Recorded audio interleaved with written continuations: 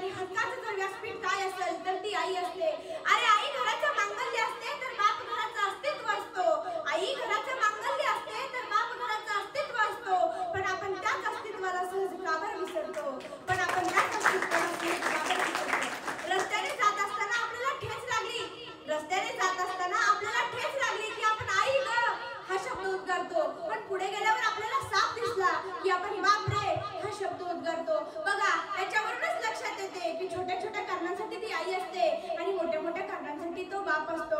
आणि आई रडून मोकळी होते. आई रडून मोकळी होते. पण सांत्वन वडिलांनाच करावे लागते.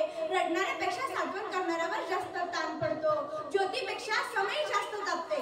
ज्योतीपेक्षा समय जास्त तापते. पण श्रेय नेहमी ज्योतीलाच भेटते. अरे तुमच्या आमच्या रोजच्या जेवणाची तयारी करणारी ती आई सहज आपल्या लक्षात येते. तुमच्या आमच्या जेवणाची तयारी करणारी ती आई सहज आपल्या लक्षात येते. पण आपल्या मुला मुलींच्या जीवनाची शिदोरीची तयारी करणारा तो बाप आपल्या सहज का बरं लक्षात येत नाही? तो बाप आपल्या का बरं सहज लक्षात येत नाही? अरे जिजाऊंनी शिवाजी घडविला, जिजाऊंनी शिवाजी घडविला असे अवश्य म्हणावे. पण त्याच वेळेस शहाजीराजांच्या जीवनाची ओढा ताव सुद्धा लक्षात घ्यावी. अरे रामाकडे पाहिल्यानंतर यशोदेचे गोड कौतुक अवश्य करावे. रामाकडे पाहिल्यानंतर कौशल्याचे गोड कौतुक अवश्य करावे. पण आपला राम वनवासाला गेला. राम वनवासाला गेला. पुत्र पुत्र करून वियोगात प्राण सोडणारा तो दशरथ राजा आपण सहज का बरं विसरतो? तो दशरथ राजा आपण सहज का बरं विसरतो? अरे यशोदेकडे कौशल्याकडे पाहिल्याच्या नंतर श्रीकृष्णाचे गोड कौतुक अवश्य करावे.